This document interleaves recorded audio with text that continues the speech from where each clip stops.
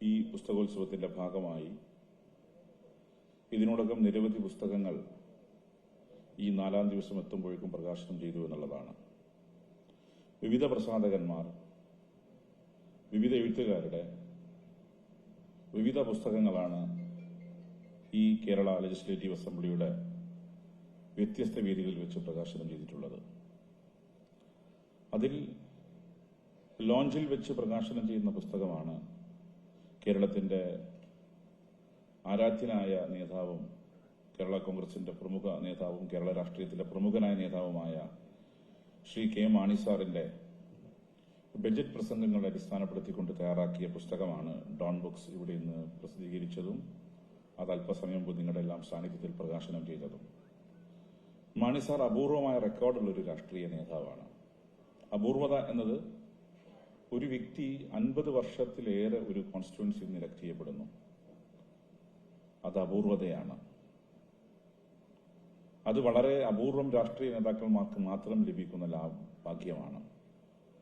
അത്തരത്തിൽ അപൂർവമായ ഒരു ഭാഗ്യമാണ് ശ്രീ മാണി സാറിന് പാലാക്കാരും അദ്ദേഹത്തിന്റെ പാർട്ടിയും നൽകിയത്. അത് അദ്ദേഹം ജനങ്ങൾ അർപ്പിച്ച വിശ്വാസവും ജനങ്ങൾ അദ്ദേഹം അർപ്പിച്ച വിശ്വാസത്തിന്റെയും ഭാഗം തന്നെയാണ്.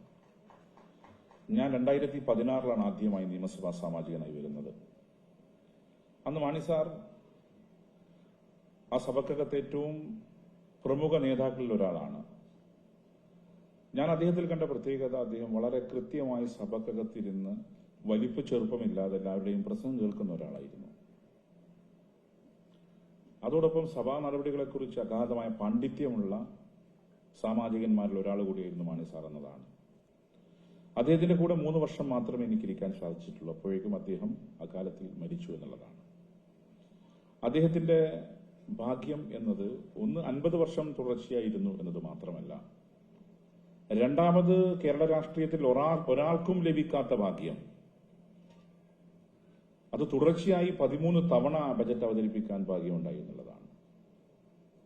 ഒരു രാഷ്ട്രീയ നേതാവിന് മന്ത്രിയായിരുന്ന് ഒരു വകുപ്പിൽ 13 വർഷം തുടർച്ചയായി ബജറ്റ് അവതരിപ്പിക്കാൻ സാധിക്കുക എന്നുള്ളത് രാഷ്ട്രീയത്തിൽ അപൂർവത തന്നെയാണ്.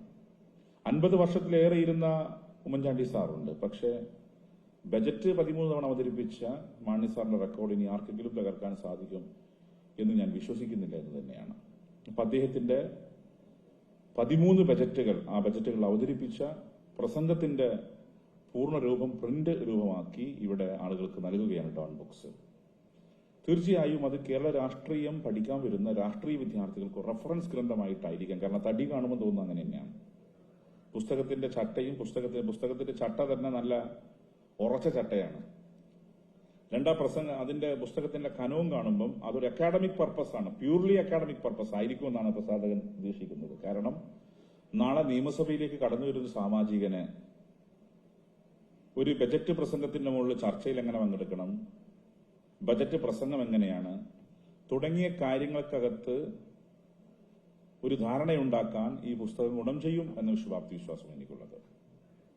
അപ്പൊ അതുകൊണ്ട് തന്നെ ഈ പുസ്തകം വളരെ ഹെൽപ്ഫുൾ ആയിരിക്കുമെന്ന് മാത്രമല്ല, ഇത് രാഷ്ട്രീയ വിദ്യാർത്ഥികൾക്ക് ഗുണകരമാകും. ഒപ്പം നിയമസഭാ സാമാജികന് കൂടി ഒരു റഫറൻസ് ഗ്രന്ഥമായി മാറും എന്ന് ഞാൻ പ്രതീക്ഷിക്കുന്നത്.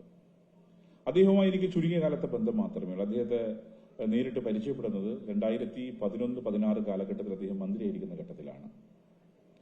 അന്ന് അദ്ദേഹം നിയമം കൂടി ചെയ്ത വകുപ്പ് മന്ത്രി കൂടിയായിരുന്നു. അദ്ദേഹത്തിന്റെ ഞാൻ പഠിച്ച ക്യാമ്പസിൽ, പാലയാട് യൂണിവേഴ്സിറ്റി ക്യാമ്പസിൽ ലീഗൽ സ്റ്റഡീസിന്റെ ഒരു പുതിയ കെട്ടിടം, സ്കൂൾ ഓഫ് ലീഗൽ സ്റ്റഡീസിന്റെ ഒരു പുതിയ കെട്ടിടം നിർമ്മിച്ചപ്പം അതിന്റെ ഉദ്ഘാടന ചടങ്ങിൽ പങ്കെടുക്കാൻ എത്തിയപ്പോഴാണ് അദ്ദേഹത്തെ ഞാൻ ആദ്യമായി പരിചയപ്പെടുന്നത്.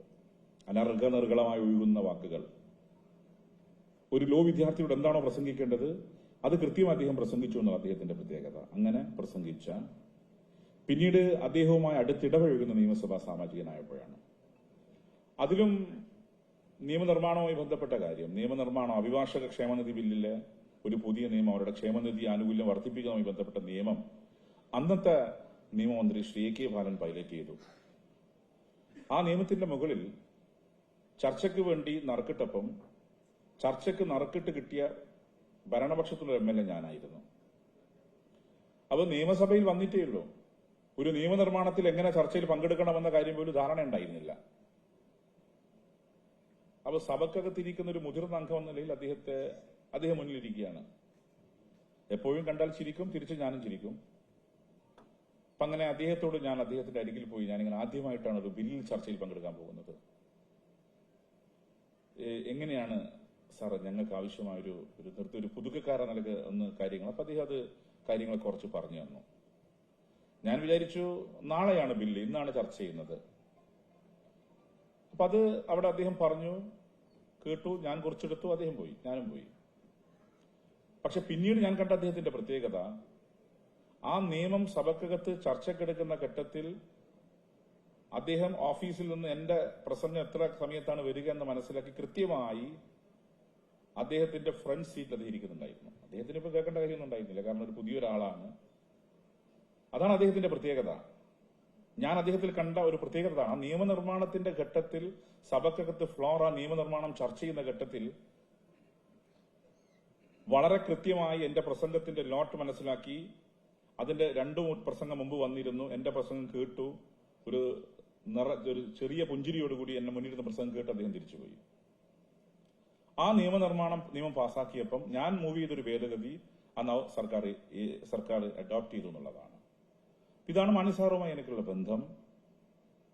കേരള രാഷ്ട്രീയത്തിൽ ഏറ്റവും തലയെടുപ്പുള്ള, ഏറ്റവും ഉയർന്ന രാഷ്ട്രീയ നേതാവ്, ആർക്കും അവഗണിക്കാൻ സാധിക്കാത്ത, ടൈംലെസ് ആണ്. അദ്ദേഹത്തിന്റെ പ്രസംഗങ്ങളൊക്കെ വളരെ ടൈംലെസ് ആണ്, കാലത്തിനും അതീതമാണ്. തീർച്ചയായും അദ്ദേഹത്തെ ഓർക്കാൻ എക്കാലത്തും രാഷ്ട്രീയ വിദ്യാർത്ഥികൾക്ക് അദ്ദേഹത്തിന്റെ പ്രസംഗം ഒരു പഠനവിധേയമാക്കത്തക്ക നിലയിൽ പ്രസിദ്ധീകരിച്ച ഡോൺ ബുക്സിനോടും അതിനെല്ലാ സഹായം ചെയ്തു കൊടുത്ത അദ്ദേഹത്തിന്റെ പാർട്ടി നേതൃത്വത്തോടുമെല്ലാം കേരള നിയമസഭയോടുള്ള നന്ദി അറിയിച്ചുകൊണ്ട് നിങ്ങളുടെല്ലാം അനുവാദത്തോടുകൂടി കെ മാണി സാറിന്റെ ബഡ്ജറ്റ് പ്രസംഗങ്ങൾ എന്ന പുസ്തകം പ്രകാശനം ചെയ്ത് പ്രഖ്യാപിച്ച് ഞാൻ എന്റെ വാക്കുകൾ അവസാനിപ്പിക്കുകയാണ്.